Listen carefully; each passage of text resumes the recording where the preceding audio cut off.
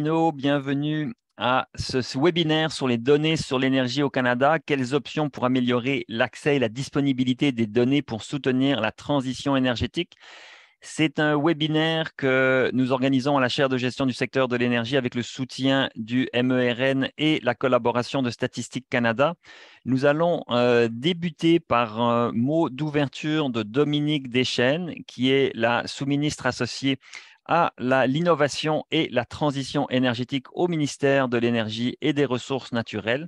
Et après son mot d'ouverture que nous avons le plaisir d'avoir, je vais reprendre la parole pour vous présenter le contexte de ce projet-là et les principaux constats du rapport que nous avons fait. Et je vais vous expliquer la démarche que nous avons suivie pour la publication de ce rapport. Donc, Dominique, merci beaucoup d'être présent avec nous aujourd'hui. Je te cède la parole pour le mot d'ouverture. Bonjour à tous, ça me fait plaisir d'être avec vous aujourd'hui. Donc, je suis heureuse de m'adresser avec vous pour le rapport synthèse qui a été produit à la suite de l'atelier Données sur l'énergie au Canada. Quelle option pour améliorer l'accès et la disponibilité des données pour soutenir la transition énergétique? C'est un sujet qui me tient hautement à cœur et qui est absolument nécessaire pour réussir la transition énergétique du Québec, d'avoir des données fiables et intègres. Donc, d'abord, je remercierai la chaire de gestion du secteur de l'énergie de HEC pour l'organisation de l'atelier, réalisé avec notre collaboration, la collaboration de mon équipe au ministère de l'Énergie et des Ressources naturelles, et aussi souligner la collaboration de Statistique Canada, atelier qui s'est tenu au mois de septembre 2021. Donc, on peut dire que l'atelier a été fructueux en termes d'échanges, de solutions, qui a favorisé la compréhension commune des enjeux concernant les données. Heureusement, plusieurs pistes d'action ont été suggérées par la grande diversité d'intervenants réunis pour améliorer l'accès aux données énergétiques, la concentration et le partage, la concertation et le partage de l'information. Je suis consciente que cela facilitera la prise de décision en matière de transition énergétique et de décarbonation de l'économie et que cela nous aidera à identifier les changements nécessaires à apporter au système énergétique existant. Plusieurs constats ont retenu mon attention, j'en citerai 3. L'accès aux données est indispensable pour établir un portrait rigoureux du système énergétique. La disponibilité des données détaillées est nécessaire aussi pour accélérer la transition énergétique et se projeter dans l'avenir. La disponibilité et la transparence des données favorisent l'acceptabilité sociale et la mobilisation citoyenne en faveur de la transition énergétique, ce qui est aussi essentiel de bien sensibiliser et informer les citoyens. Dans le contexte de l'urgence climatique et de la transition énergétique, il est essentiel que nous réfléchissions à des moyens de concilier les différents enjeux, tels que le respect de la confidentialité des données au regard de la protection des renseignements personnels et l'accès à des données adéquates permettant d'agir dans l'intérêt public. Le rapport qui sera présenté aujourd'hui avance différentes recommandations en ce sens qui méritent d'être examinées. Je suis très heureuse de voir que notre partenariat avec la chaire du HEC est en phase avec plusieurs de ces recommandations. Ça favorise l'acquisition, le transfert, le partage de connaissances sur la transition énergétique, notamment par des ateliers, des études et des rapports. Sans oublier la publication annuelle de l'État de l'énergie au Québec qui permet de développer le savoir et d'obtenir des données fiables et détaillées sur lesquelles se basent d'importantes décisions en transition énergétique. Avant tout, nous devons connaître pour savoir bien quelle trajectoire suivre. Depuis la mise en œuvre du plan directeur en transition, innovation et efficacité énergétique du Québec, de grands progrès ont été réalisés. Mais avec l'augmentation de la consommation énergétique globale, nous devons en faire plus. Nous sommes des très grands consommateurs énergétiques au Québec. Nous avons l'espace pour faire mieux. C'est justement ce que la mise à niveau du nouveau plan directeur va nous permettre. Elle nous offre l'occasion de réviser les mesures, de renverser la tendance. L'accès à des données récentes nous aide à actualiser nos mesures, à les ajuster au contexte énergétique et à proposer de nouvelles mesures pour mieux répondre aux besoins et augmenter nos chances de succès en regard des cibles visées. Nous sommes conscients des défis de la transition énergétique. Nous accueillons avec satisfaction ce rapport qui propose des pistes pour surmonter les enjeux liés aux données. Nous sommes heureux de poursuivre la collaboration et la réflexion avec tous les acteurs concernés pour faciliter la mise en place de solutions et progresser dans la réalisation de la transition énergétique. Je vous remercie tous et toutes pour votre participation. Je tiens particulièrement à exprimer ma gratitude envers Joanne Whitmore et Pierre-Olivier Pinault pour leur grande implication et leurs nombreux accomplissements réalisés dans le cadre de notre précieux partenariat.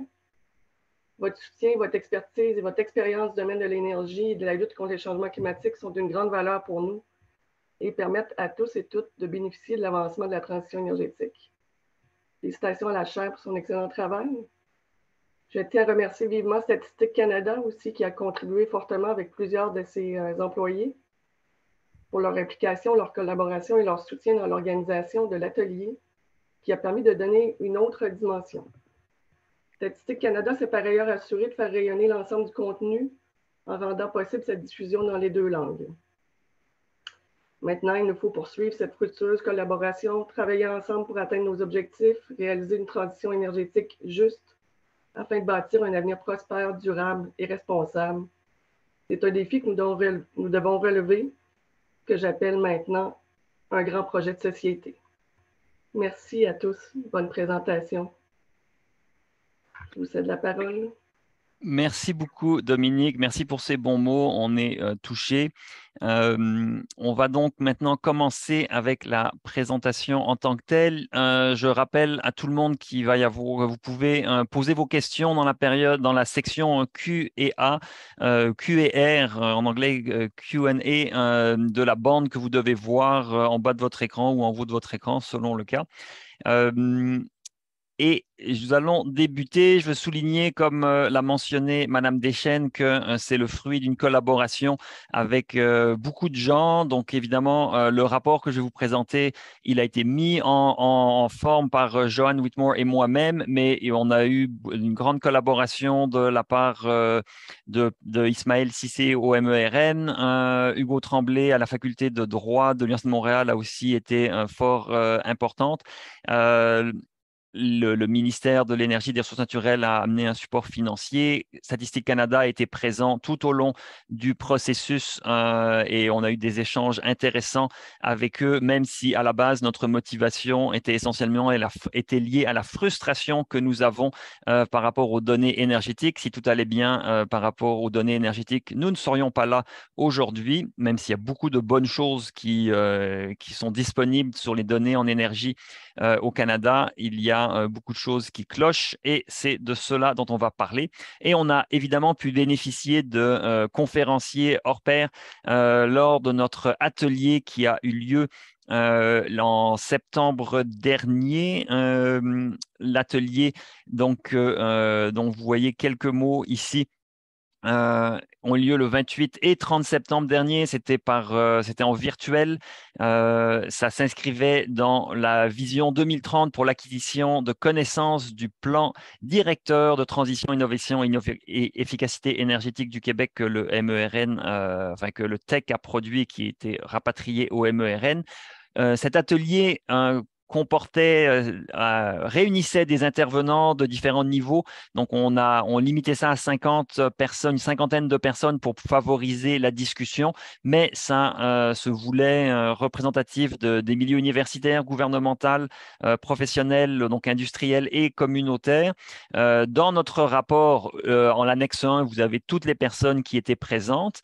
Et donc, nous avons réuni ces gens-là pour un atelier qui a commencé donc, le 28 septembre par des conférences de cadrage, donc une conférence avec plusieurs personnes qui en parlaient. Et nous avons fait des tables de discussion par la suite de gens du secteur qui utilisent ou produisent des données en énergie pour justement pouvoir discuter des enjeux, faire des constats et élaborer des pistes d'action. Et ce que vous voyez, donc le troisième point, à la fin du troisième point, le rapport synthèse, c'est ce qui est disponible et ce que je vais vous présenter aujourd'hui. Et je vous invite à télécharger ce rapport synthèse à l'adresse que vous voyez en bas de votre écran, énergie.hec.ca/données énergie Canada. La présentation d'aujourd'hui va être séparée en 3 grandes parties à venir. Moi, je vous ai donné quelques mots sur l'atelier. Je vais encore préciser le mandat qu'on avait dans l'atelier. Je vais vous faire un très bref sommaire de ce qui a été dit dans la conférence de cadrage, vous donner un aperçu.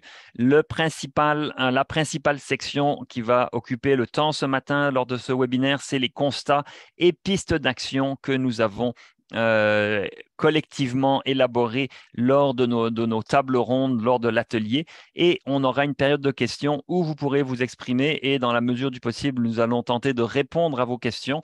Joanne Whitmore est en ligne et elle peut répondre en direct à des questions et à la fin de la présentation, elle pourra venir se joindre à moi pour répondre aux questions avec moi. Donc, je vous ai déjà dit, l'atelier, il s'est fait dans ce contexte-là. On a mis du temps. Vous voyez, ça a été fait il y a 1 an, cet atelier-là. Il y a eu du temps pour faire la synthèse, obtenir les autorisations de tous et arriver au produit final. Nous y sommes arrivés. Notre motivation, elle n'a pas fléchi parce que on continue à faire face à des enjeux dans la disponibilité des données et la divulgation des données. Donc, notre motivation est intacte. Le mandat que nous avions et nos objectifs, c'était d'amorcer une réflexion sur les actions à prendre pour moderniser l'approche canadienne à la transparence, l'accès et la disponibilité des données énergétiques de façon à améliorer la prise de décision en matière de transition énergétique et de décarbonation de l'économie à l'échelle des provinces. On voulait identifier les enjeux par rapport aux insatisfactions qui existent aujourd'hui par rapport à l'état des données en énergie au Canada. On voulait identifier les besoins, dans quels besoins de données on avait. Donc, on voulait débuter un petit peu une liste de besoins prioritaires. Vous allez voir, je vais vous la partager. On va la partager aujourd'hui, cette liste de besoins. Elle est longue et à court terme, ça va être impossible de répondre à tous ces besoins-là, mais c'est important de les exprimer. On voulait aussi pouvoir identifier des pistes d'action et idéalement avoir une meilleure concertation et trouver des options pour améliorer cette concertation entre parties prenantes.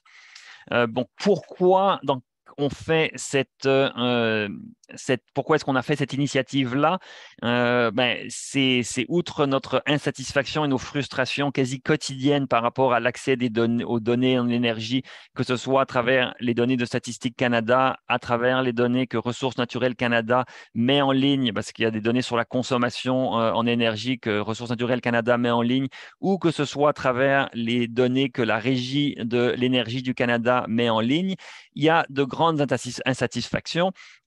Et quand on commence à gratter, on s'aperçoit que la dernière revue majeure de la loi sur la statistique date d'il y a plus de 40 ans, que c'est un enjeu, c'est une loi fédérale, mais que l'énergie est une compétence provinciale, donc les provinces qui ont le mandat de gérer les secteurs de l'énergie, qui ont donc des pouvoirs dans le secteur énergétique, ne disposent pas forcément de toute la latitude pour collecter les données puisque c'est de juridiction fédérale. Et donc là, il y a un enjeu en soi et que parce que ces données sont nécessaires à l'amélioration des systèmes énergétiques, la production, la transformation, la consommation. Il faut savoir ce qu'on produit, il faut savoir comment c'est transformé, il faut savoir ce qu'on consomme. Et si on a des idées à peu près globales de ces 3 éléments-là, quand on veut rentrer dans le détail, c'est beaucoup plus délicat et beaucoup plus problématique. Par exemple, une question simple, si vous voulez savoir combien de litres d'essence sont vendus au Québec ou à Montréal mensuellement, eh bien, il n'y a pas de données publiques là-dessus. Il n'y a pas aucune donnée publique sur les ventes mensuelles de produits pétroliers au Québec, et donc encore moins par région, par agglomération, pour que ce soit la ville de Québec, la ville de Sherbrooke, Montréal ou des régions administratives du Québec. On ne connaît pas les ventes mensuelles et par région. Tous les 3 ans, la Régie de l'énergie du Québec fait un recensement des essenceries où là, on a les ventes annuelles par région. Et donc, ça, c'est une source d'information qu'on a, mais c'est aux 3 ans que c'est mis à jour. Donc, si on veut suivre un petit peu mensuellement ou de façon annuelle l'évolution des ventes de produits pétroliers, c'est impossible aujourd'hui dans l'état actuel des connaissances, sauf si évidemment vous êtes un distributeur pétrolier et que vous avez vos propres ventes, vos fichiers de vente. Mais évidemment, ce sont des données confidentielles privées. Donc, il y a un problème de disponibilité des données, comme ce que je viens d'illustrer, et un problème d'accès aux données quand parfois elles sont disponibles au niveau de Statistique Canada, l'accès n'est pas là parce que c'est jugé confidentiel. Et en plus, nous avons un manque de transparence et de cohérence dans l'approche méthodologique à la suppression et la disponibilité des données. Donc, souvent, Statistique Canada rend des données confidentielles, donc supprime des données qui ne sont plus accessibles au public, et on ne sait pas véritablement pourquoi. Statistique Canada le sait, mais ce n'est pas forcément facile de savoir pourquoi. Et donc, c'est un manque de transparence qu'on trouve souvent, en plus d'un manque de cohérence entre des différents jeux de données de Statistique Canada. Donc, le grand paradoxe, c'est que Statistique Canada, dans les lignes directrices concernant la qualité des données et des statistiques, reconnaît que l'absence de données met gravement ou mettrait gravement en péril les processus décisionnels pour comprendre les réalités sociales et économiques du pays. Donc ça, c'est quelque chose qui est reconnu. Et donc là, c'est au conditionnel dans, cette phrase-là, mais évidemment, trop souvent, ça ne devrait pas être au conditionnel, c'est au présent. L'absence de données met gravement en péril le processus décisionnel parce qu'on n'a tout simplement pas les données et on aura des exemples là-dessus. Statistique Canada vise à améliorer la prise de décision dans les secteurs publics et privés au profit de tous les Canadiens. Pourtant, Statistique Canada supprime des données pour des fins de confidentialité. Et donc, ça devient délicat, ça devient paradoxal de se dire dans quel moment et dans quelles circonstances l'action sur l'urgence climatique et la nécessaire transition énergétique l'emporte-t-elle sur des préoccupations en matière de protection de la confidentialité, surtout que selon certaines interprétations, et ça c'est sujet à discussion, parfois Statistique Canada est peut-être trop proactif dans la protection de la confidentialité sans que ça soit forcément des demandes des entreprises qui bénéficient, entre guillemets, de cette confidentialité, mais elles en bénéficient sans forcément l'avoir demandé. Donc, comme je le disais, il y a deux grands défis. La disponibilité des données, parce qu'il manque de données sur le secteur de l'énergie, et l'accès aux données est aussi problématique, comme je vais vous l'illustrer à travers un autre exemple que je vais détailler à travers quelques diapositives.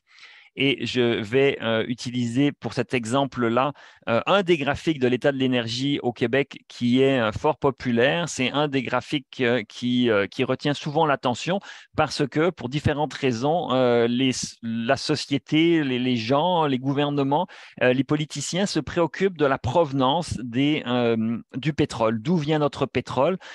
Souvent, c'est un enjeu canadien. Les gens d'Alberta accusent, par exemple, les provinces de l'Est d'importer du pétrole d'Arabie Saoudite.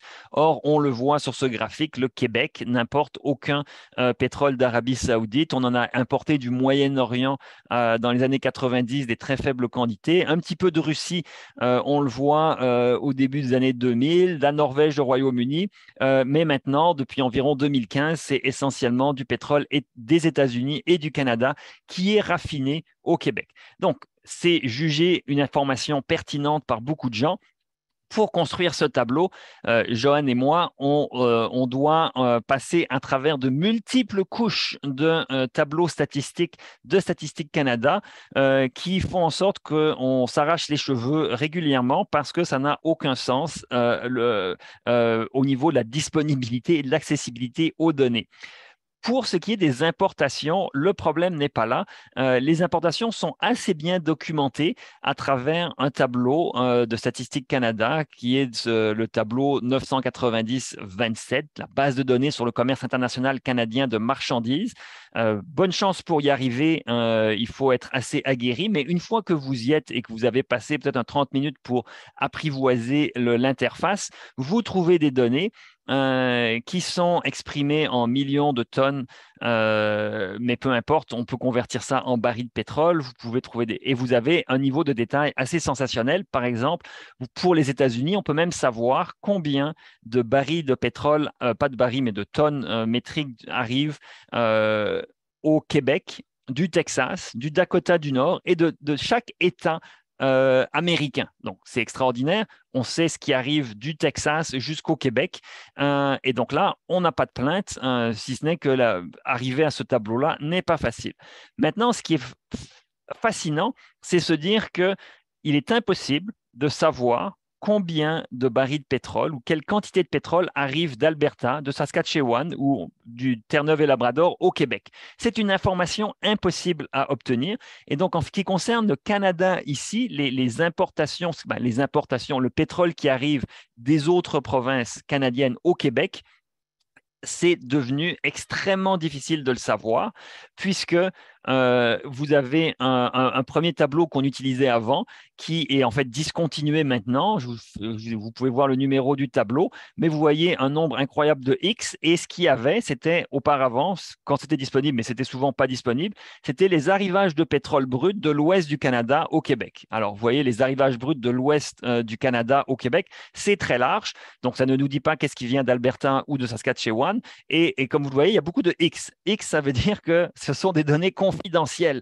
Et ça, donc, ces données mensuelles, confidentielles, c'est impossible de comprendre qui est-ce que ça protège véritablement, quel type de confidentialité est obtenu à travers ça. Le tableau est discontinué, mais paradoxalement, comme on allait régulièrement chercher des données là-dessus, en plus de discontinuer les données, il y a des données qui ont été supprimées. Donc, par exemple, on avait été chercher des données le 18 octobre 2019 et on était retourné l'été dernier, enfin, il y a un an, le 27 juillet 2021, chercher des données. Et donc là, il y avait des données qui avaient été retirées en l'espace de presque 2 ans.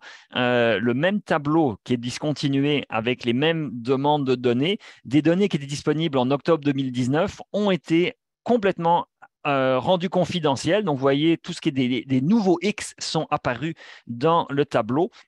Encore une fois, sans justification publique de Statistique Canada, sans explication de la raison. Et quand on cherche à comprendre en quoi c'est confidentiel et qui est-ce que ça protège, c'est incompréhensible, impossible de comprendre pourquoi. De toute façon, ce tableau est discontinué, il n'existe plus. Il y a un nouveau tableau qui existe maintenant, le tableau 2510-8101, mais qui ne nous aide pas plus parce que vous le voyez, les importations du Québec en pétrole, mais on pourrait regarder les autres provinces, sont les importations, c'est-à-dire quand Statistique Canada parle d'importation, c'est des arrivages de pays autres que le Canada vers une province canadienne. Donc, on a les importations globales, mais on ne sait pas quels sont les arrivages interrégionaux, c'est-à-dire qu'est-ce qui arrive d'une province à l'autre. Là, vous voyez, dans le cas du Québec, ce qui arrive net, eh bien, c'est une ligne vide, sans rien. Donc, on ne sait pas, on ne sait rien sur les transferts interrégionaux de pétrole. Qu'est-ce qui arrive de l'Alberta, de Saskatchewan, de Terre-Neuve et Labrador jusqu'au Québec? Encore une fois, une donnée impossible à obtenir qui intéresse des gens. Et donc là, il y a deux enjeux, disponibilité des données. On n'a pas ces données-là parce que soit elles ne sont pas connectées, et si elles ne sont pas collectées, c'est un problème direct de disponibilité ou un problème d'accès. L'accès, c'est une donnée qui est disponible, mais qu'on a rendue confidentielle pour protéger une confidentialité qui est extrêmement difficile à comprendre et quel niveau de qui est-ce que ça protège, pourquoi, eh bien, on ne le sait pas. Mais ça rend de toute façon l'accès à la donnée très difficile. L'accès public à la donnée est impossible. Donc ça, c'est juste un aperçu. Je pourrais vous faire une heure complète sur tous les problèmes de données. Ça ne se limite pas au pétrole, ça implique l'électricité aussi, ça implique les quantités totales d'énergie que les provinces consomment. Il y en a une longue liste de doléances qui ont été faites. Et donc, c'est étant donné notre propre longue liste et à force de contacter les gens de Statistique Canada, ils nous ont suggéré de faire cet atelier et cette conférence de cadrage et de faire un rapport synthèse pour justement parler de ces enjeux-là et essayer de mobiliser un petit peu la communauté autour de ces enjeux.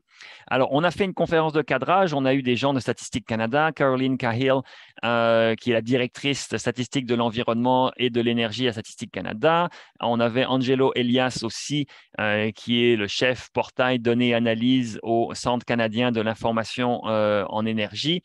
donc qui nous ont parlé un petit peu de l'approche canadienne à la suppression et au partage de données. Malheureusement, comme vous pouvez le constater d'après ce que je viens de dire, je n'ai pas été entièrement satisfait par leur présentation et leur réponse à l'approche canadienne par rapport à la suppression et le partage de données. Nous avons eu la perspective provinciale du Québec par Ismaël Cissé du MERN.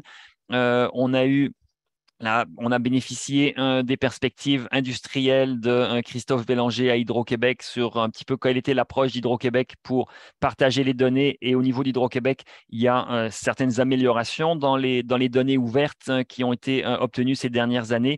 Donc, si vous allez sur le site des données ouvertes d'Hydro-Québec, vous allez avoir accès à plus de données qu'auparavant. Évidemment, on n'a pas accès en temps réel à toutes les données qu'on aurait accès, par exemple, si on était en Ontario, à New York ou en Nouvelle-Angleterre, où on a des opérateurs de système, des opérateurs indépendants du système électrique qui offrent une multitude de données en temps réel et des archives qui sont beaucoup plus accessibles que Hydro-Québec offre. Mais il y a des efforts qui sont faits.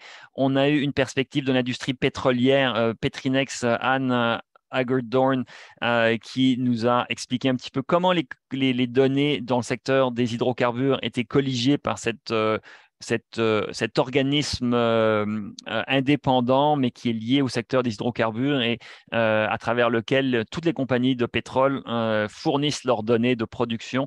Et dans une certaine mesure, certaines données sont rendues publiques et transmises, mais c'est beaucoup des données qui sont colligées pour ensuite être partagées avec Statistique Canada et les gouvernements. J'ai moi-même détaillé plusieurs problèmes et fait une comparaison avec d'autres pays sur ce qui est disponible, par exemple en Suisse, aux États-Unis et dans d'autres pays par rapport aux données énergétiques. Et systématiquement, quand on se compare à d'autres pays auxquels on aime se comparer, eh bien, le Canada est en retard en termes de fréquence de données ou de granularité géographique des données. On est moins bon que les États-Unis. Je pense que j'avais utilisé la France et la Suisse et un autre pays. Évidemment, si on se compare à des pays sous-développés comme Haïti ou la République du Congo, eh bien oui, on va avoir des meilleures données énergétiques au Canada. Euh, et c'est tout à fait réjouissant. Là, il faut pas cracher dans la soupe. Il faut se rendre compte de la chance qu'on a au Canada d'avoir un ministère qui fournit des données statistiques sur le secteur de l'énergie, mais on est loin d'être les premiers de classe dans le domaine. Et c'est cette mouvance-là que nous avons réalisé ce webinaire et ce rapport-là. On a eu Thomas Leakey de la US Energy Information Administration qui nous a parlé un petit peu des principes statistiques de collecte de données en énergie dans le système américain. Il faut savoir que la US Energy Information Administration, c'est une administration à part qui a des pouvoirs spécifiques pour les données en énergie. Les États-Unis semblent avoir compris que le secteur de l'énergie est un secteur critique extrêmement important et qui mérite d'avoir une entité propre qui a des compétences spécifiques pour les données en énergie. Le Canada n'a pas encore réalisé ça et Statistique Canada couvre toutes les données en énergie, mais toutes les données statistiques qui sont très intéressantes à tous les niveaux, mais n'a pas de compétences particulières et de responsabilités particulières pour l'énergie. Et donc, ce n'est qu'un secteur parmi d'autres.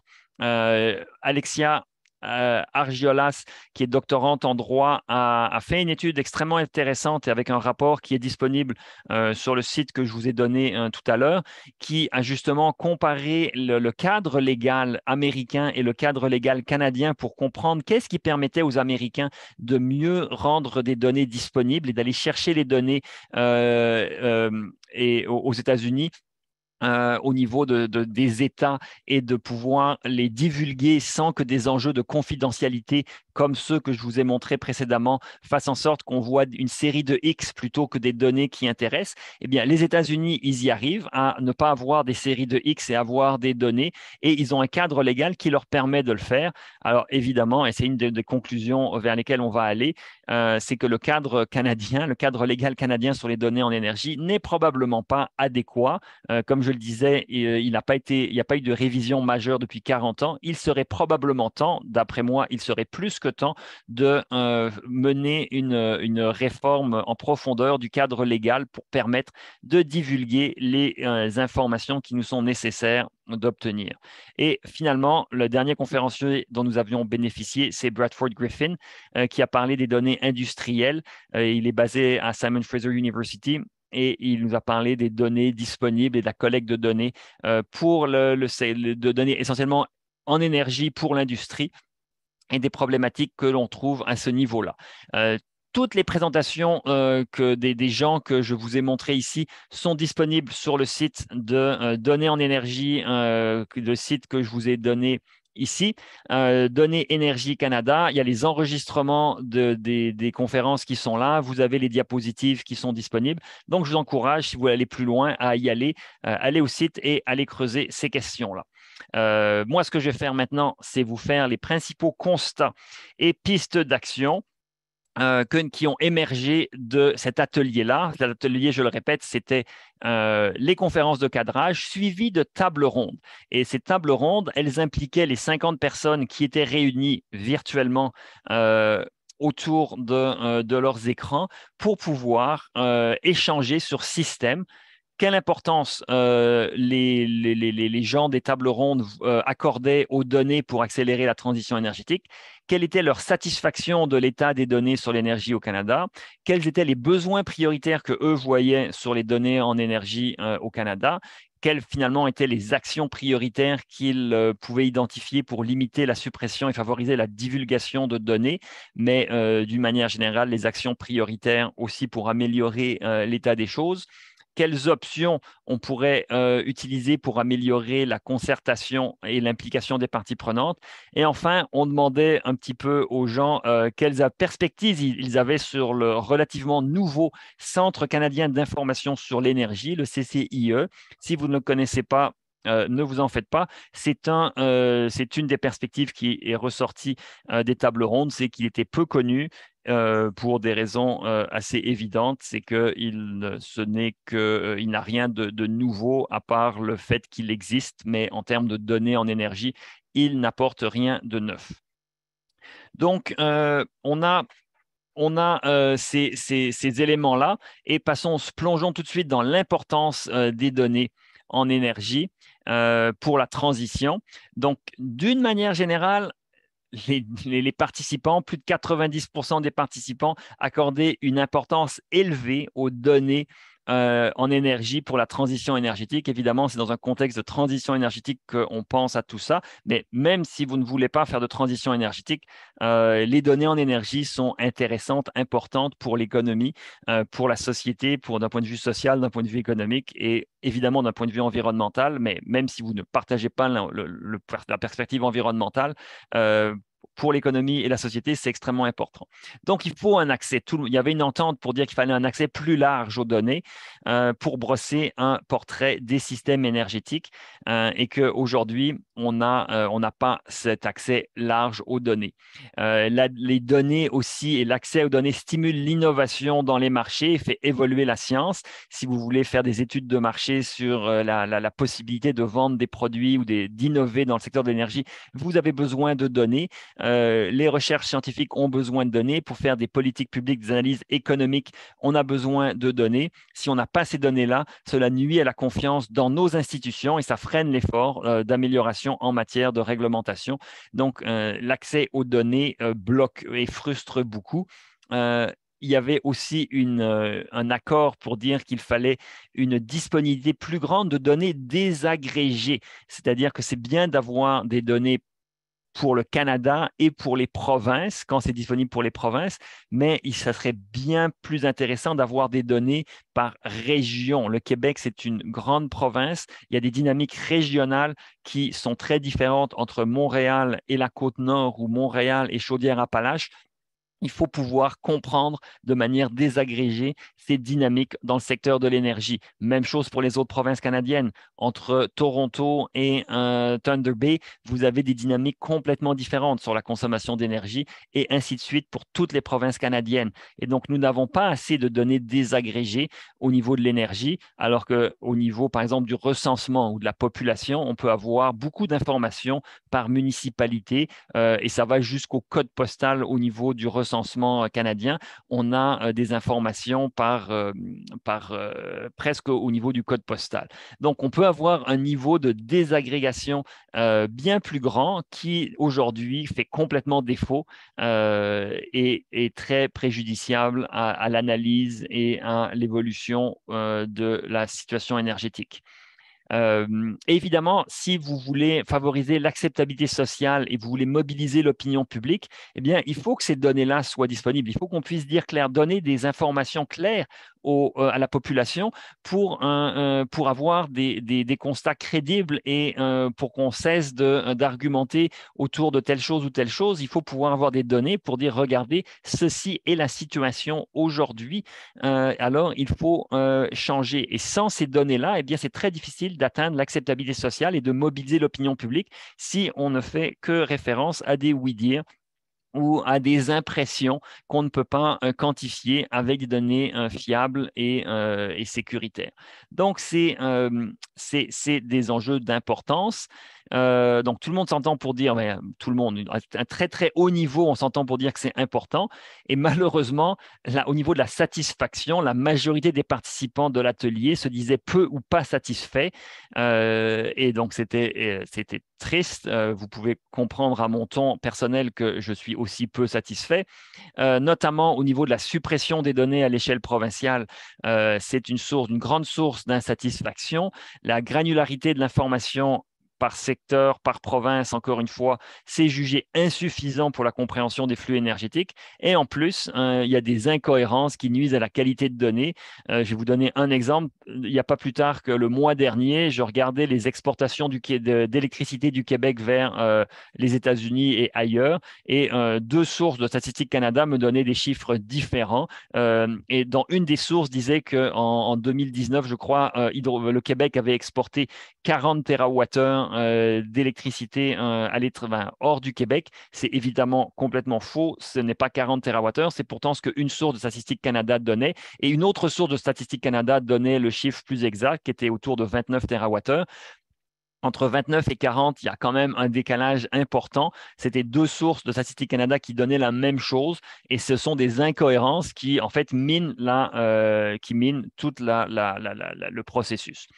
Euh, Quels besoins prioritaires ont été identifiés? Et donc, de façon synthétique, on peut dire qu'il faut des données en transport. Sur le secteur du transport personnel des marchandises, il faut davantage de données. Comme on le sait, c'est un secteur de consommation énergétique et un secteur d'émissions de gaz à effet de serre qui est le secteur de consommation où il y a les plus grandes émissions de gaz à effet de serre et qui est un secteur en croissance.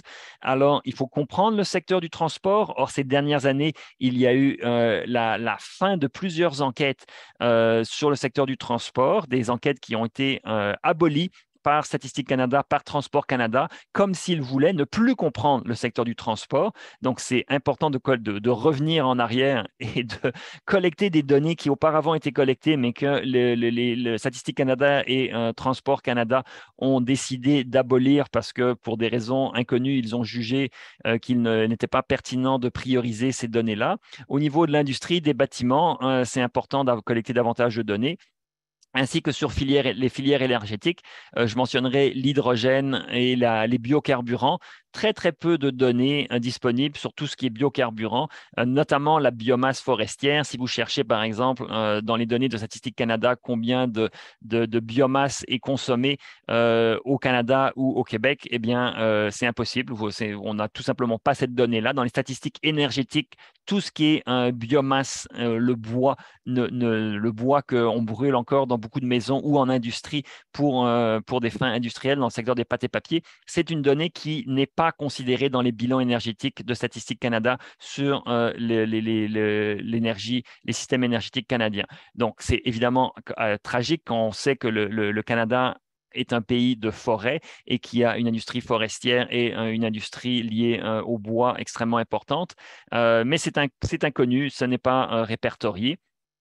Et évidemment, je sais un peu répétitif, mais évidemment, c'est des problèmes récurrents et ça devient une priorité. Une désagrégation suffisante au niveau régional, au niveau temporel et par sous-secteur est important. Je vous passerai la liste précise qu'on a élaborée sur les besoins prioritaires, mais simplement une enquête qui personnellement me fend le cœur, sa disparition me fend le cœur, c'est l'enquête sur les véhicules au Canada qui a disparu et qui nous donnait une information extrêmement importante, c'est combien de kilomètres par année un véhicule au Canada et par province roule.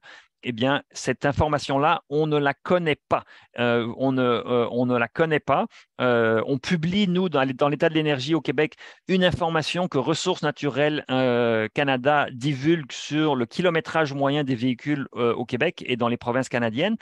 On ne sait pas trop comment ils obtiennent cette donnée-là. Probablement, ils l'estiment à travers différents mécanismes, mais il n'y a plus d'enquête qui mesure véritablement dans un échantillon de véhicules le parcours, le nombre de kilomètres qui sont parcourus par les véhicules personnels. Et même chose pour les véhicules de marchandises, le transport des marchandises. Ça n'existe plus. On ne regarde plus que les véhicules de marchandises transportent et combien de kilomètres ils roulent. Donc, on a une longue liste ici. On a deuxième page de doléances, d'éléments qui ont été jugés prioritaires par tous les participants de notre atelier de septembre 2021. Par exemple, un élément, les données horaires de consommation d'électricité. Hydro-Québec les rend disponibles maintenant pour l'année précédente. Donc, vous pouvez aller sur un site d'Hydro-Québec sur les données ouvertes et avoir ces données horaires de consommation d'électricité. Si vous arrivez à comprendre le fichier à la première lecture, vous êtes particulièrement brillant. Je vous félicite. Et si vous n'y arrivez pas, ne vous en faites pas. C'est normal. Il est extrêmement difficile à déchiffrer. Et ça, c'est des données pour 2021. Pour 2022, il va sans dire que c'est très difficile d'avoir un aperçu de ces données horaires, contrairement à l'Ontario, mais pour d'autres provinces canadiennes, ce n'est pas possible de les avoir facilement. Quelles actions prioritaires ont été identifiées? Donc, revoir la notion de confidentialité, moderniser le cadre légal de la loi sur la statistique. Évidemment, ça, c'est quelque chose que j'ai déjà mentionné. Ça a été quelque chose qui est ressorti des ateliers. Et il faut aussi prévoir des actions normatives pour l'approche à la collecte de données, à la divulgation de données et ultimement, quand c'est nécessaire, à la suppression de données. Il faut améliorer le cadre administratif de collecte de données au Canada. Donc ça, le cadre administratif, c'est le cadre dans lequel Statistique Canada opère. Et il faut aussi mener des actions éducatives parce que si on veut mobiliser la population canadienne à la transition énergétique, il faut comprendre ces données en énergie, il faut que nos décideurs publics, les administrations, les élus comprennent mieux les données publiques. Et si vous allez sur l'ensemble des sites Internet qui parlent d'énergie, malheureusement, souvent c'est difficile d'accès, c'est peu compréhensible. Et c'est donc malheureusement peu ou mal utilisé parce que ce n'est pas très convivial. Donc, il y a des actions à faire à différents niveaux, au niveau de la loi, au niveau législatif, au niveau des approches normatives, administratives et éducatives. C'est un peu plus explicité dans le rapport synthèse comment ces actions pourraient se déployer. Des options pour améliorer la concertation et l'application des parties prenantes. Donc, il faudrait rendre les processus existants plus transparents et inclusifs, par exemple par la création de tables ou de comités sectoriels qui pourraient regrouper des parties prenantes et qui pourraient discuter des données qui sont nécessaires, des enjeux et essayer de les résoudre ensemble. Il faudrait tenir des consultations périodiques, un petit peu comme celles qu'on a menées en septembre 2021 par rapport à ça, mais il faudrait avoir des consultations un peu plus fréquentes pour pouvoir discuter de tout ça et faire des mises à jour. À titre d'exemple, on peut vous donner ce qu'il se passe aux États-Unis par rapport à des enquêtes. Quand la US Energy Information Agency, il y a une petite erreur ici dans l'ordre des mots, prépare une enquête, eh bien, il a une période de commentaires publics de 60 jours. Il y a des approches formelles pour pouvoir formuler des commentaires et examiner tout ça. Et une fois que l'enquête a été proposée et que les commentaires ont été reçus et analysés, eh bien, il y a une approbation de l'enquête qui est faite, mais il y a un processus formel qui doit être suivi. Et au niveau de Statistique Canada, mais on n'a pas un tel processus avec des telles consultations publiques sur la disparition ou l'évolution d'une enquête ou la remise en place d'une enquête. Probablement que Statistique Canada réfléchit de manière intéressante à toutes ces questions-là, mais pas de manière aussi ouverte et transparente.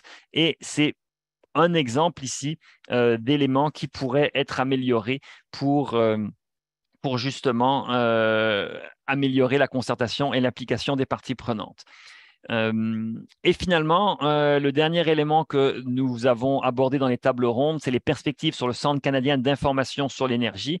D'une manière générale, même si c'était des gens qui baignaient dans les statistiques énergétiques au niveau canadien, les gens connaissaient peu le CCIE et il y avait peu recours dans le cadre de leur travail. Donc, il y avait une méconnaissance du CCIE et on y voyait peu de valeur ajoutée parce que parce que pour une raison très très simple, le CCIE ne fait que réunir des données déjà existantes. Donc, ceux qui connaissaient déjà les données qui étaient ailleurs ne voyaient pas vraiment l'avantage d'avoir une nouvelle interface à travers laquelle on pouvait, on a l'avantage de voir l'ensemble des données qui sont disponibles.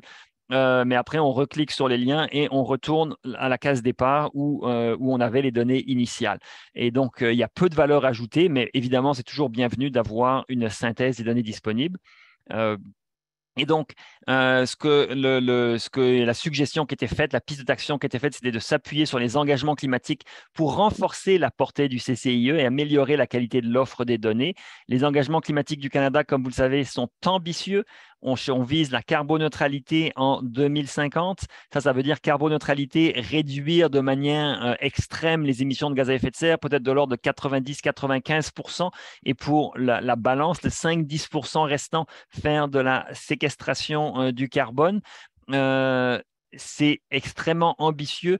On a mis 200 ans pour atteindre notre niveau d'émission et on voudrait en 30 ans arriver à zéro. Et si on n'a pas des données très fiables sur comment les choses se passent, eh bien, ça va être très difficile de faire les changements nécessaires. Donc, il faut absolument qu'on ait des données de plus grande qualité et c'est les engagements climatiques pensons-nous à travers les résultats de l'atelier que nous avons mené, qu'on pourrait utiliser ce levier-là pour améliorer la qualité et l'offre de données. Évidemment, on y va aussi d'une suggestion pour améliorer la transparence du processus décisionnel du CCIE, parce que les personnes impliquées dans l'atelier ne voyaient pas une transparence très grande dans ce CCIE. Donc, en conclusion, nous avons des grands défis environnementaux. Encore une fois, je vais me répéter, si vous ne pensez pas qu'on a des défis environnementaux, l'énergie reste néanmoins importante et dans tous les cas, les données sont incontournables, mais en particulier pour les défis environnementaux, les données sont incontournables. L'atelier que nous avons mis nous a permis de dépister des enjeux et des pistes d'action prioritaires de manière assez consensuelle. Il y avait en fait personne qui nous disait la situation est idéale, elle est parfaite, on peut retourner à nos affaires courantes, on a tout ce qu'il nous faut. Non, personne ne disait ça. Même Statistique Canada a pleinement conscience de ces enjeux-là et était en fait, à travers leur soutien à l'organisation de l'atelier et à travers leur soutien à la publication de notre rapport, Statistique Canada reconnaît qu'il y a des enjeux et apprécie le fait qu'on mobilise sur la place publique les acteurs pour essayer d'agir. Donc, des consensus sont possibles si l'information et les consultations sont à la base des initiatives. Donc, on encourage vraiment les gouvernements à continuer leurs efforts de collaboration pour changer les choses. Et on souhaite que si le rapport de notre atelier peut être un point de départ ou un point d'étape pour débattre des idées et élaborer une meilleure feuille de route pour réformer l'approche aux données sur l'énergie, eh bien, nous serons très contents et surtout si ça nous fait avancer dans les objectifs de décarbonation et de transition énergétique. Ce sont des secteurs extrêmement liés, l'énergie, la décarbonation, la transition énergétique. On ne peut pas voir ces éléments-là de manière séparée et on a besoin de données pour réfléchir à tout ça. Je répète, le rapport synthèse qui est là, que je vous ai présenté, il y a un document qui va bientôt être traduit. Là, il y aura une version anglaise, mais c'est en cours de traduction. Donc, ça va venir. Vous pouvez, mais dès aujourd'hui, télécharger la version française à énergie.hec.ca, données Énergie Canada. Le document de Alexia Argiolas, pardon, sur la comparaison du cadre légal entre les statistiques énergétiques au Canada et aux États-Unis est aussi disponible. C'est un document qui est très intéressant, mais évidemment, il est un peu plus technique parce qu'on rentre dans les lois et l'interprétation des lois et le type d'interprétation qu'on en fait pour notamment parler de confidentialité et de suppression de données.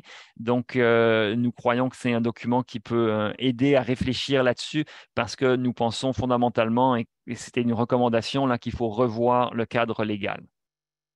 Donc, je vous remercie d'avoir assisté à ce webinaire. Je remercie les partenaires de la chaire de nous soutenir. Et évidemment, particulièrement le MERN qui, en plus d'être un partenaire de la chaire, a soutenu encore plus ce rapport synthèse. Nous allons maintenant passer à la période de questions. Je vois qu'il y a des questions qui sont disponibles. Alors, Johan, tu peux intervenir si tu veux. Je peux lire la première question de Christian Carrier et y répondre. La question de Christian Carrier, c'est qu'est-ce qui empêche l'État du Québec de générer ses propres statistiques sur le domaine de l'énergie? Bonne question. Le Québec, à l'Institut de la statistique, pourrait mener des enquêtes statistiques supplémentaires sur l'énergie. Ma question, c'est que c'est un manque de ressources. Il faudrait financer davantage l'Institut du Québec et que ce sont des données qui, normalement, sont générées par Statistique Canada et qui sont sous la responsabilité de Statistique Canada. Donc, c'est probablement dans une perspective d'éviter des dédoublements que l'État du Québec ne collecte pas davantage de données, mais il pourrait le faire s'il le souhaitait. Il le fait jusqu'à un certain point. Tu dis juste le MERM, pendant un bout de temps, avait aussi l'équivalent d'un état d'énergie au Québec. Là, ça ne s'appelait pas comme ça, mais ce n'était pas constant, les mises à jour. C'était sur leur site web, mais ce n'était pas nécessairement complet, tout ça. Donc, c'est d'ailleurs pour cette raison-là que nous, on fait l'état d'énergie au Québec. Ça a commencé parce qu'on était frustrés de ne pas avoir accès aux données, fait qu'on s'est dit, Pierre-Olivier a suggéré qu'on fasse cette compilation-là, mais effectivement, il n'y a rien d'officiel qui se fait au Québec en termes de la collecte des données en énergie. Mohamed Haït Bouzakri demande, d'un point de vue juridique, quel type de données sont considérées comme confidentielles et quelles sont les conséquences pour Statistique Canada ou la Régie de l'énergie en cas de divulgation de données confidentielles? Alors, souvent, des données confidentielles, ça va être des données que, si elles sont divulguées, permettent d'être associées à une compagnie qui serait dans un secteur. Donc, s'il y a une seule compagnie ou s'il y a deux compagnies, au Québec, il y a deux compagnies qui raffinent du pétrole et qui produisent des produits pétroliers. Donc, ces deux compagnies, comme il y a deux compagnies, ce sont ces deux raffineries qui vont importer du pétrole. Et donc, ça pourrait être possible d'associer une quantité de pétrole importé à des achats de pétrole brut par ces raffineries-là. Et donc, on pourrait identifier certaines compagnies, ou s'il y a un très petit nombre de compagnies, ça serait possible des volumes à des compagnies et ça peut considérer dans certains cas des informations commerciales qui ont une incidence sur le positionnement commercial et compétitif des entreprises. Et donc, Statistique Canada est très précautionneux de protéger la confidentialité de ces données-là par crainte de ne plus avoir la collaboration de ces compagnies-là dans la divulgation de certaines données.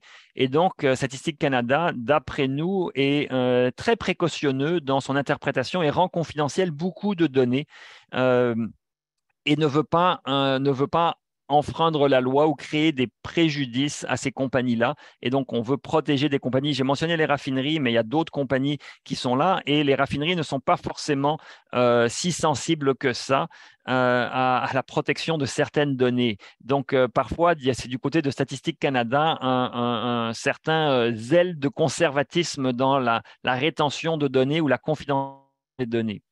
Joanne, je ne sais pas si tu veux ajouter quelque chose.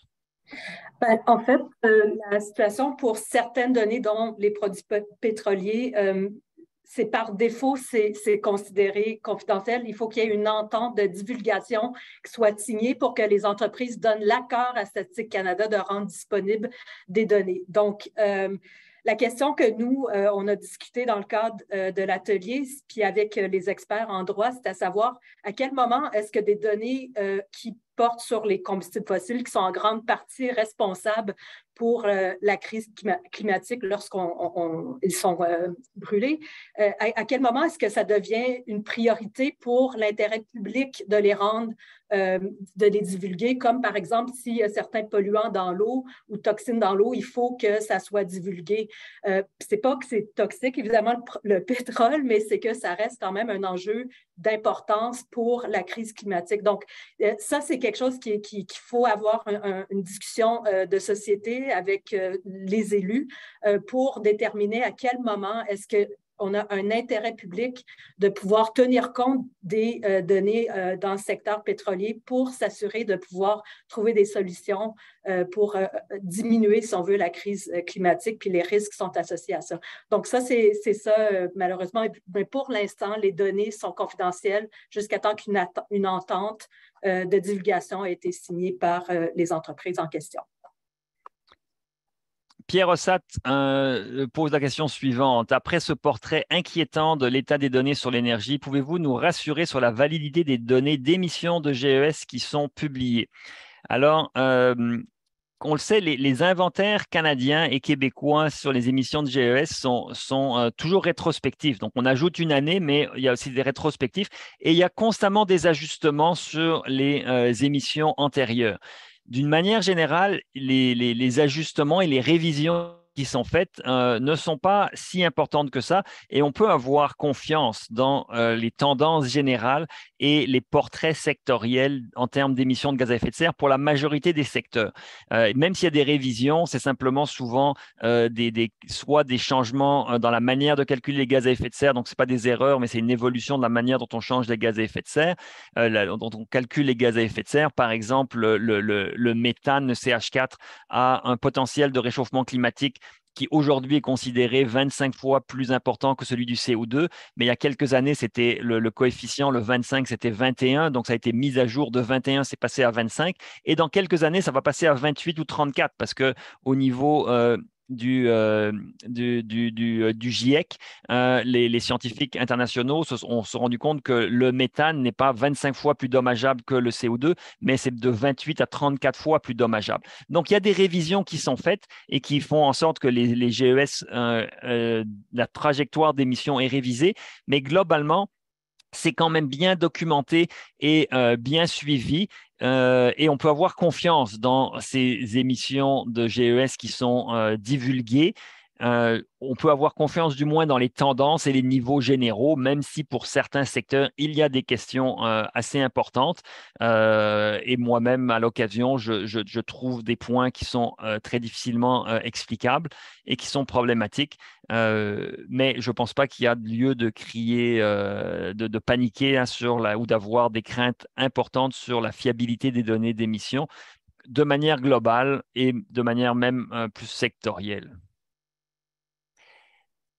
Je rajouterais juste que ce qui est difficile, c'est d'avoir des données par sous-secteur. Par exemple, les sous-secteurs industriels, ce qui serait intéressant pour pouvoir identifier des pistes de solutions, faire de la recherche pour l'innovation, c'est de comprendre de quelle façon les émissions sont rattachées à différents procédés ou différentes consommations énergétiques dans les systèmes de ces sous-secteurs industriels-là. Aux États-Unis, ils ont déjà tout un mapping, si vous allez en fait au département de l'énergie, qui montre les flux énergétiques qui rentrent et qui sortent de différents sous-secteurs manufacturiers avec de façon, mettons, générique pour des sous-secteurs, qu'est-ce qui rentrerait comme consommation énergétique, puis qu'est-ce que ça aurait comme impact pour les GES. Au Québec, c'est très, très difficile d'avoir ça. Les données qu'on a proviennent essentiellement de l'Office de l'efficacité énergétique pour la consommation, mais souvent, certaines données sont confidentielles ou ce n'est pas aussi évident ou systématique. Donc, il y a beaucoup de travail, d'amélioration qu'on pourrait faire si on fait juste s'inspirer, entre autres, de ce qui se fait déjà aux États-Unis. Nelson Blanco demande, est-ce qu'il a été établi un suivi ou un plan pour développer des actions pour améliorer l'accès à l'information? Écoutez, nous, notre mandat, c'était de faire l'atelier, de faire des suggestions. De Statistique Canada a bien conscience de ces éléments-là. Ils ont certainement en tête des actions. Il n'y a pas de plan officiel qui nous a été communiqué sur qu'est-ce qui va se passer par la suite. Vous savez, faire changer les institutions, c'est toujours un travail de longue haleine. Il faut des pressions publiques. Il ne faut pas que vous hésitiez à vous-même mentionner à votre député provincial, fédéral, aux institutions que des réformes sont nécessaires. Des organisations professionnelles peuvent aussi faire cette demande-là. Nous, c'est à force, je dirais, d'achaler Statistique Canada sur ces questions-là qu'ils nous ont dit, faisons quelque chose, faisons un atelier, faisons un rapport pour documenter ça. C'est ce que nous avons fait. Je peux vous promettre qu'on n'est toujours pas satisfait de l'état des données au Québec et au Canada. Donc, on va continuer comme on continue à produire et utiliser des données, à produire de l'énergie au Québec, on continue d'être frustré sur l'état des données. Donc, on continue à faire des demandes et on va suivre le dossier. Mais formellement, non, il n'y a pas de plan d'action qui est mis en œuvre, qu'on connaît du moins. Vincent Chouinard-Thibodeau pose un peu la même question. Quelles actions le gouvernement du Québec pourrait faire pour favoriser la disponibilité et l'accès aux données? C'est toujours, il y a l'Institut du Québec qui pourrait, l'Institut de la statistique du Québec, pardon, pas l'Institut du Québec, l'Institut de la statistique du Québec qui pourrait peut-être être plus proactif. Ça demanderait des ressources. Il y a le ministère des Finances du Québec qui pourrait divulguer par rapport aux ventes d'essence, comme le ministère des Finances collecte la taxe sur les carburants, bien, ils ont des informations sur les quantités de taxes perçues, donc forcément sur les quantités d'essence vendues. Et donc, il pourrait y avoir des informations que le ministère des Finances divulgue, pas sur les quantités perçues de taxes sur les carburants, mais surtout sur les ventes d'essence par région, parce que forcément, le ministère des Finances du Canada reçoit des chèques de distributeurs des montants d'argent qui correspondent à des ventes sur les carburants qui viennent des différentes régions du Québec. Donc, il pourrait y avoir de la part du ministère des Finances du Québec de la divulgation qui est faite là-dessus. S'il y avait des ressources supplémentaires au ministère de l'Énergie et des Ressources naturelles, il pourrait y avoir des enquêtes nouvelles qui sont menées pour suivre, par exemple, en hydrogène, en termes de biométhanisation et de biogaz, les projets qui se font. Tout ce qui est les données sur les biocarburants, les biocombustibles d'une manière générale sont très éparpillées et très peu suivies. Donc, il pourrait y avoir des dossiers spécifiques qui pourraient être faits par le gouvernement provincial, idéalement en collaboration avec le gouvernement fédéral, pour récolter ces données-là davantage et les rendre publiques. J'ajouterais juste que cet atelier-là était un peu expérimental. C'était un point de départ qu'on espère que le gouvernement fédéral et Statistique Canada et peut-être même provincial, pas juste le Québec, mais les autres provinces vont pouvoir utiliser comme modèle pour justement amener les différentes parties prenantes pour collaborer justement sur la réforme des besoins en données, parce que pour l'instant, les données, c'est vraiment vu en énergie, surtout par rapport à qu'est-ce que ça l'amène pour le commerce, ou bien on va mesurer peut-être les GES, mais ça n'a jamais été pensé d'un système. Comment est-ce qu'on interlie différentes données pour comprendre mieux de la production jusqu'à la consommation, nos besoins énergétiques. Et donc, il y a vraiment un besoin à Statistique Canada de comprendre que les données en énergie sont nécessaires pour réaliser la transition énergétique et les objectifs que le gouvernement fédéral s'est fixés, mais qu'aussi, puisque, comme on expliquait, que c'est une compétence,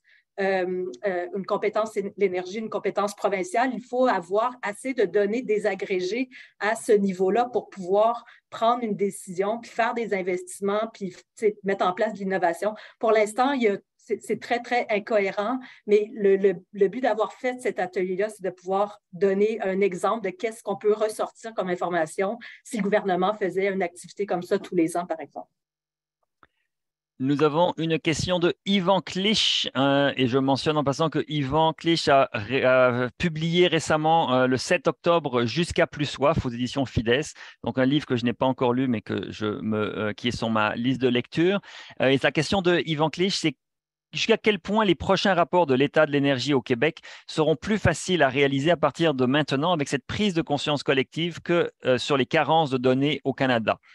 Donc, merci Yvan pour la question. Malheureusement, et Johan pourra rajouter par la suite, mais c'est loin d'être plus facile. On dirait que la création de l'état de l'énergie au Québec que nous faisons, Johan et moi, est en fait plus difficile au fil des ans, justement parce qu'il y a des suppressions de données. Et au niveau énergétique, c'est comme s'il y avait, des fois, je pense même qu'il y a une théorie du complot pour supprimer des données sur le pétrole, comme Johan le mentionnait. Je ne crois pas qu'il y ait un complot véritable, mais des fois, je me pose la question tellement je ne m'explique pas pourquoi les données disparaissent, pourquoi les enquêtes sur l'utilisation des véhicules disparaissent, pourquoi le transport des marchandises et les enquêtes origine-destination sur le transport des marchandises ne sont plus menées aussi fréquemment. On s'est à se casser la tête et donc ce n'est pas plus facile. Il y a une prise de conscience qui peut-être se fait, mais jusqu'à maintenant, ça ne nous aide absolument pas dans notre travail pour l'état de l'énergie au Québec. Je suis d'accord avec ce que Pierre-Olivier dit. En fait, il y a beaucoup de données. Le but de l'état de l'énergie, à la base, c'est d'utiliser les données officielles qui sont déjà publiques. Pour certains secteurs, comme les tableaux qu'on fait pour la production d'hydrogène, des biocarburants, du gaz naturel renouvelable, il n'existe pas de données. En fait, ce qu'on fait, c'est qu'on va appeler les producteurs directement, puis on va valider ça avec des distributeurs ou avec des gens qu'on connaît au gouvernement pour tenter de colliger des informations, mais qui n'existent pas sur une base officielle. Fait qu'en priorité, surtout que les gouvernements se donnent des stratégies avec des objectifs spécifiquement pour des nouveaux secteurs émergents d'énergie, il faut qu'ils s'établisse une enquête de façon officielle pour pouvoir aller chercher l'information. Et j'espère ne pas dépendre de nous parce que si un jour on n'était plus là, il va falloir que le gouvernement continue à faire les suivis. Mais ce que j'ajouterais, c'est juste que il faut vraiment qu'il y ait une façon de comprendre c'est quoi les données qu'on a besoin pour réaliser la transition énergétique. Pour l'instant, c'est vraiment juste, comme j'expliquais, d'un point de vue commercial plutôt que de comprendre les systèmes. Et je pense qu'en ayant plus une discussion transparente, ouverte sur ces enjeux-là, on va pouvoir, avec les utilisateurs et les producteurs, comprendre les besoins qu'on a pour réaliser la transition. Guillaume Paré a une question très similaire. Il dit, si je comprends bien, la tendance de disponibilité des données est à la baisse et dans le secteur de l'énergie, oui, c'est globalement à la baisse, même si dans certains cas, il y a des améliorations. Et je mentionnais, Hydro-Québec divulgue davantage de données qu'auparavant, mais en tout cas, en ce qui concerne le pétrole et les produits pétroliers, c'est définitivement à la baisse la disponibilité des données. On n'a plus de données mensuelles sur les ventes de pétrole par province au Canada. Ce ne sont que des données pour l'ensemble du Canada, les données mensuelles. Et ça, c'est une régression. Il faut juste mentionner que le manque de ressources, et tant financiers et aussi de personnes, d'experts chez Statistique Canada pour travailler spécifiquement sur les enjeux énergétiques est un enjeu. Fait que c'est pas nécessairement qu'il y a juste une conspiration ou quelque chose comme ça. Moi, je pense pas que c'est ça. C'est que les gouvernements actuels n'ont pas compris l'importance des données pour réaliser pour atteindre les objectifs qui se sont fixés. Et par exemple, comme le CCEI, qu'on expliquait que pour l'instant, c'est plus un répertoire des liens vers des données existantes, n'a pas, même s'il y aurait des ambitions d'aller au-delà de ça, n'ont pas les ressources pour aller plus loin. Donc, c'est pour ça que, par exemple, comme qu'est-ce qui se fait aux États-Unis avec le Energy Information Agency, qui a vraiment des ressources dédiées à aller chercher des données, comprendre les systèmes énergétiques. C'est pas mal, c'est ça qu'on aurait besoin idéalement, d'avoir une instance indépendante qui comprend ces enjeux-là. Malheureusement, on n'est pas rendu là tant au Québec ou dans les provinces qu'au fédéral.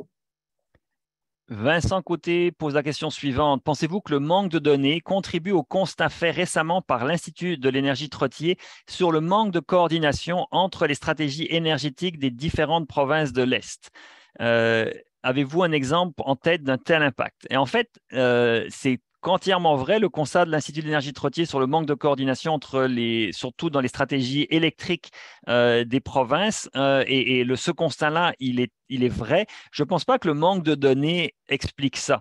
Le manque de coordination et de collaboration entre les provinces est simplement issu de notre vision très compartimentée du secteur électrique et de la décarbonation. Ce sont des compétences de juridiction provinciale, donc les provinces sont jalouses un petit peu, enfin n'ont pas le réflexe de parler à leurs voisins en ce qui concerne l'électricité, l'énergie, la décarbonation. On veut tout faire nous-mêmes puisque les gouvernements provinciaux ont cette responsabilité-là, ils n'ont pas le réflexe de penser de manière plus globale, plus collective.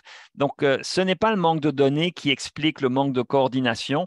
Évidemment, davantage de données ne nuirait pas parce que ça permet de mieux comprendre la situation et de modéliser et de voir les avantages. C'est ce que par ailleurs, la chaire a réalisé plusieurs études sur les bénéfices de la collaboration régionale pour l'électricité et la décarbonation, mais ce n'est pas le manque de données qui empêche de se parler, c'est le manque de volonté et de conscience que si on veut vraiment décarboner de manière efficace, eh bien, il va falloir collaborer davantage et harmoniser nos secteurs électriques. Julie Cusson, que je salue au passage, demande comment les autres pays comme l'Europe ou les États-Unis, par exemple, recueillent ces données. Eh bien, Johan l'a mentionné, puis je l'ai mentionné dans la présentation, on a aux États-Unis une agence qui est dédiée, la US Energy Information Administration, qui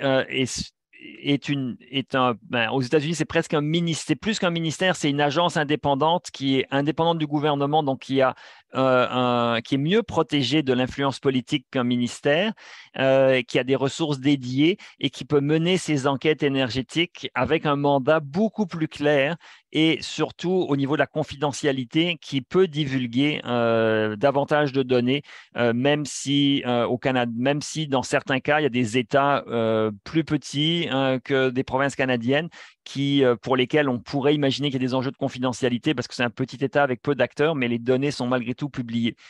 Donc, c'est la structure administrative de l'Agence de l'énergie qui permet ces choses-là.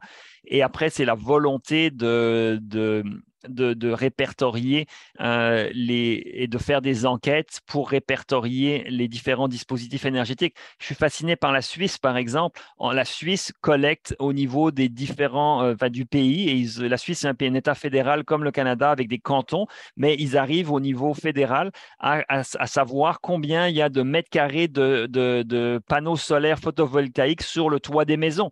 Chercher cette information pour le Canada et c'est impossible à trouver combien de kilowatts de panneaux solaires photovoltaïques installés sur le toit des maisons est disponible. C'est impossible. Donc, la Suisse va suivre ça. La Suisse va suivre la quantité de bois qui est brûlé pour le chauffage dans le secteur résidentiel, dans le secteur commercial. Encore une fois, ça, c'est le genre de données qui n'est pas disponible pour le Canada. Donc, ils ont mis en place des organismes qui sont intéressés par ces questions-là et qui vont chercher les réponses aux questions.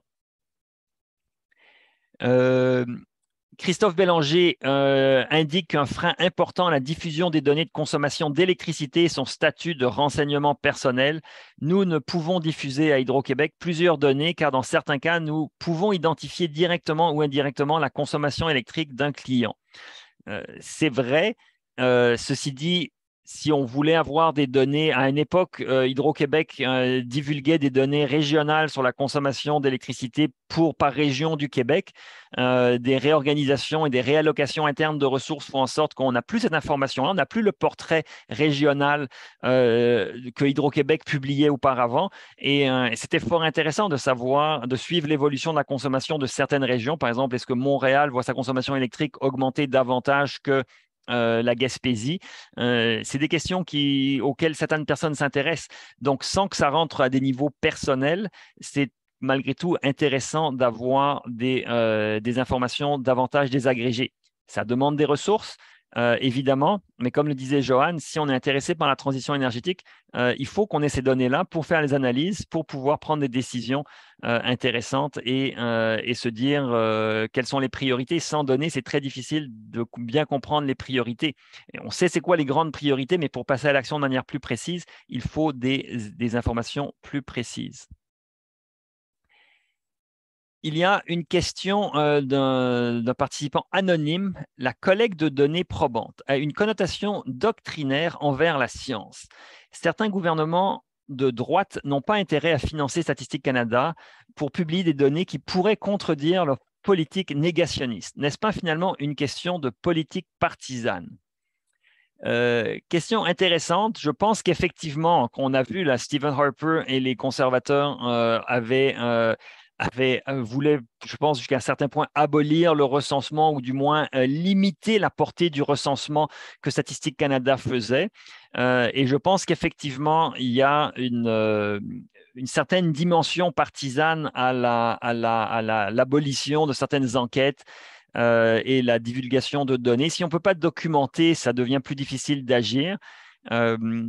Alors oui, d'un autre côté, on a aujourd'hui au gouvernement fédéral, et il vient de se faire réélire il n'y a pas très longtemps, un gouvernement qui se dit être pour la lutte contre les changements climatiques et qui a mis en place des politiques ambitieuses de lutte contre les changements climatiques. Donc, ce gouvernement-là, qui est plutôt partisan de l'action contre les changements climatiques, jusqu'à ce jour, n'a pas vraiment transformé le secteur des données énergétiques pour améliorer la situation et améliorer l'analyse et la prise de décision. Donc, c'est certain que certains groupes ou certaines personnes ont intérêt à ce que moins de données soient disponibles. Mais d'une manière générale, je ne pense pas que ce soit ça l'explication derrière tout ça. Je pense que c'est simplement des coupures budgétaires un petit peu aveugles qui ont mené à une réorientation d'analyse statistique ou de collecte d'enquêtes statistiques plus qu'un complot véritable pour moins documenter. J'ajouterais juste que je pense que c'est facile de voir des fois une conspiration, mais je pense que les décideurs ne savent pas, comme on parle là, au niveau politique, ils n'ont pas vraiment une compréhension à ce niveau-là de qu'est-ce qu'on a besoin comme données. Je doute que le premier ministre Justin Trudeau va aller voir à des niveaux très détaillés quels besoins on a en données pour réussir la transition énergétique. Je pense que c'est à nous, ceux qui travaillons avec ces données-là, les gouvernements provinciaux et tout ça, de faire écho de maintenant qu'on a une transition à réaliser. Voici les besoins et on espère qu'en ayant, par exemple, des discussions comme actuellement, on va voir qu'il va falloir mettre pas mal plus de ressources, il va falloir une approche beaucoup plus concertée entre le fédéral puis les provinces et les acteurs pour avoir à disposition des informations à court terme, pas dans 10 ans. Fait que c'est un début, faut être modeste, mais c'est vrai que l'information, c'est une forme de contrôle. Puis Pierre-Olivier, il avait montré, par exemple, l'exemple des approvisionnements en pétrole au Québec. C'est souvent dans les médias, comme il expliquait, que dans l'Ouest, on a la perception que le Québec Québec profite du système parce qu'il importe du pétrole d'ailleurs, mais en fait, notre pétrole vient grandement de l'Alberta et des États-Unis, qui est un pétrole éthique. Donc, ça démystifie. Donc, ça vient jouer dans le narratif qui est peut-être une manipulation parfois politique pour certains intérêts. Mais quand on a l'information, ça rend justement, ça dissipe ce mythe-là. Et donc, c'est très important de l'avoir pour qu'après ça, on puisse vraiment se concentrer sur les vrais enjeux. Et je pense que ça, c'est la force des données. Donc, il y a un petit peu des deux, comme Pierre-Olivier disait. Alors, Christophe Bélanger vient de nous envoyer, puis je mis le lien là dans les questions auxquelles on a répondu.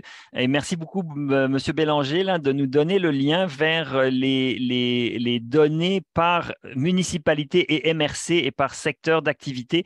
Donc, il y a des données sur la consommation d'électricité. Donc, nous n'étions pas au courant. Nous sommes maintenant au courant. Merci beaucoup, Monsieur Bélanger, de cette partage d'informations assez fort apprécié.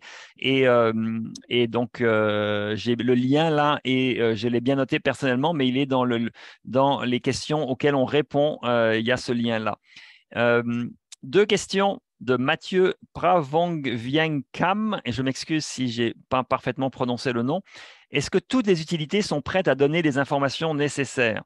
Alors, bonne question. Au niveau d'Hydro-Québec, ça évolue et comme M. Bélanger vient de l'indiquer, davantage d'informations sont divulguées et souvent, je pense que ce ne sont pas des résistances de principe contre l'idée de divulguer les données, mais véritablement des enjeux de confidentialité. Il peut y avoir des données confidentielles personnelles qu'il faut protéger, et c'est certain que la protection de la vie privée est importante et qu'il faut donc gérer cet enjeu-là. Et après, il y a un enjeu de ressources et, comme on le répète, de prise de conscience. Tout le monde n'a pas forcément conscience que les données sont importantes. Il n'y a pas forcément les ressources internes dans les compagnies d'électricité pour pouvoir rendre ces données-là disponibles. Ça coûte de l'argent, manipuler les données, les mettre en format qui sont disponibles et faire des plateformes Internet pour les rendre disponibles. Donc, c'est une mobilisation qui prend du temps, mais je pense que d'une manière générale, il y a de la bonne volonté, mais cette bonne volonté-là, il faut réussir à la faire émerger et à la concrétiser. Et c'est à travers des initiatives un petit peu comme celle qu'on a aujourd'hui qu'on aide, je pense, ou je l'espère, à faire éclore cette bonne volonté. La dernière question que Mathieu Vravongviengkam pose dans la recherche, est-ce que vous avez des experts en énergie spécialement en électrotechnique, THT, HT et MT? J'imagine que c'est haute tension, moyenne tension, très haute tension. Alors, ma réponse est non. Il n'y en a pas d'experts. On n'a pas d'experts particuliers sur ces éléments-là. À l'occasion, je parle avec des collègues à Polytechnique qui, eux, sont des experts en haute tension, mais je n'ai... ils existent, ces experts-là, mais personnellement, à la chaire, on n'est pas particulièrement en lien avec eux. Il y a Mintou Die qui me demande si on peut mettre le lien que M. Bélanger a mis en ligne. Alors, je vais vous partager le lien à l'écran.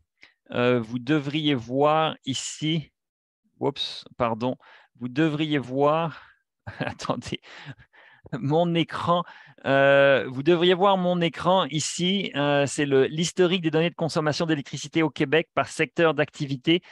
C'est ce que M. Bélanger d'Hydro-Québec nous donne. Et donc, c'est une nouveauté quant à moi. Et ça ne doit pas faire si longtemps, mais c'est dans la section données ouvertes d'Hydro-Québec, qui est une section qui existe depuis peut-être maximum 2 ans et qui se bonifie au fil des ans. Donc, vous pouvez aller dans données ouvertes d'Hydro-Québec. Je vous remercie tous pour votre participation, votre présence. Après presque 1h30 de webinaire, il y a encore 100 personnes qui sont là. Alors, ça montre l'intérêt que nous avons pour les données en énergie. Joanne, je te laisse l'opportunité de dire quelque chose si tu le souhaites. C'est juste de ne pas nous envoyer des courriels. On va tout mettre en ligne sur notre site. En fait, quand vous allez déjà sur la page d'accueil, il y a une bande dont vous pouvez cliquer dessus. Vous allez avoir accès au rapport et les présentations, ainsi que, éventuellement, on va mettre un accès vers YouTube pour la conférence. Puis toutes les conférences aussi pour l'atelier qu'on a fait, tout est disponible en ligne. Donc, si vous voulez aller consulter certains conférenciers, les présentations ainsi que les enregistrements sont disponibles. Merci beaucoup. Bonne fin de journée à tous et à la prochaine.